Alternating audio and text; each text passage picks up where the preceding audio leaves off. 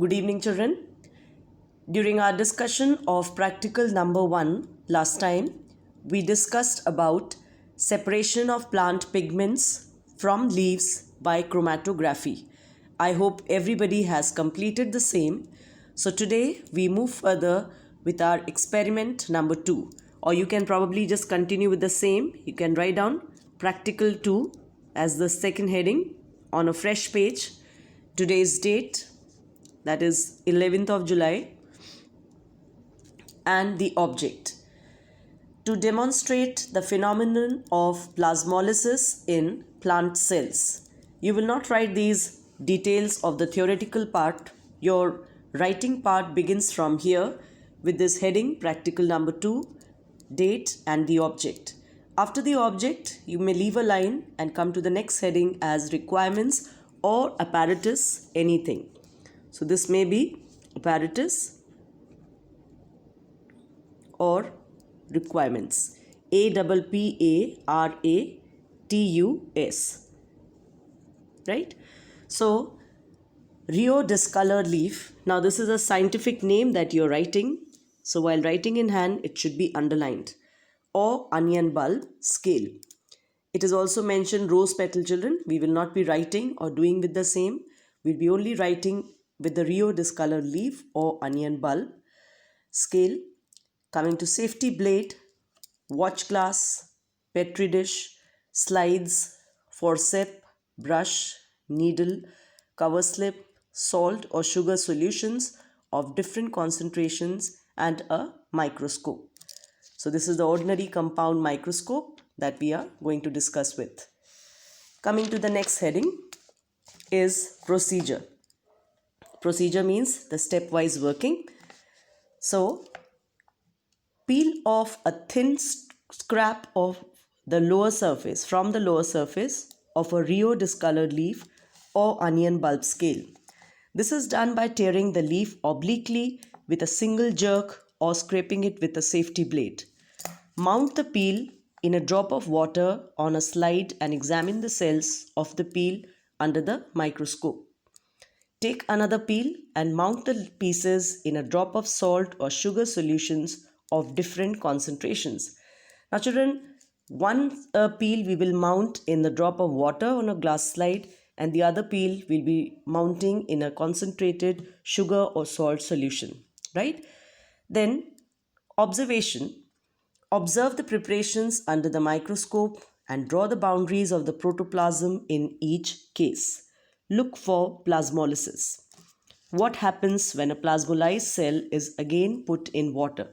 Now, what is plasmolysis, children? We know the shrinking of the cell membrane along with the cell contents away from the cell wall, and development of this gap between the two is called as plasmolysis. And as soon as the plasmolysis begin, like in this case B, you may just see that it has started. This is called as incipient plasmolysis. So this happens anytime when the plant cell is placed in a concentrated solution. Now when the stage comes as is seen in D, and if you revert this or put it back in ordinary plain water on a glass slide, things start reversing from D, C, B back to A. That means this plasmolysed content starts growing back till it reaches the normal, and this is called as deplasmolysis. All right. So in result, as your next heading, that will be the fifth heading. The first was object, second is requirements or apparatus, third was procedure, fourth is observation, and the next fifth one is result. In the peel mounted in water, cells are turgid and protoplasm is closely pressed against the cell wall. You may just remove the figure number, but you may write A, B, C, D. So you may see here, I have removed the numbering, but only A, B you may write to refer the diagrams. When slightly concentrated solution is used for mounting, the cell contents withdraw a little from the cell wall. Colorless space between the cell wall and colored cell sap is distinctly seen, as in B, like in this one. When more concentrated solutions are used, the cell contents move appreciably away from cell wall and ultimately the cell contents withdraw from the cell wall and shrink to a small round ball-like form, that is C and D. When plasmolyzed cells are put in water, the protoplasm of the cells regains its original position. Conclusion, or this can be just written by change of paragraph, or you may continue like this only. When a peel is kept in concentrated salt or sugar solution, that is hypertonic solution, the cells lose water due to exosmosis. As a result, the protoplasm shrinks, leaving the cell wall in its original position.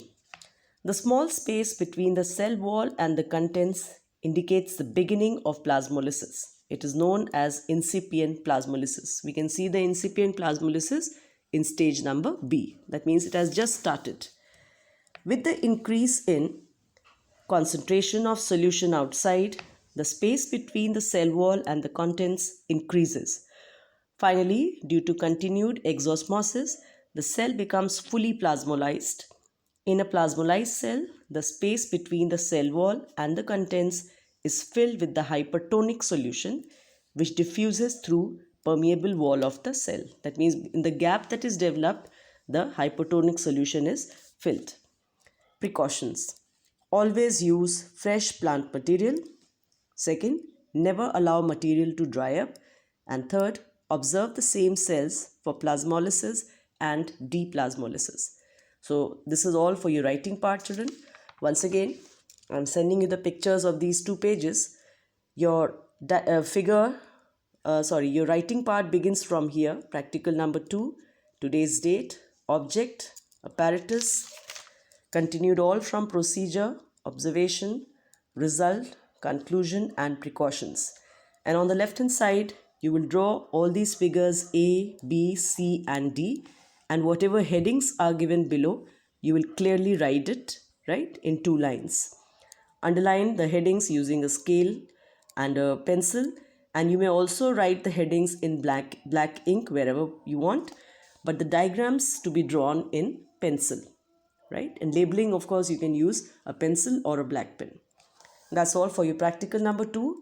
The same practical all of you are expected to submit on the Google window by 15th of July, right?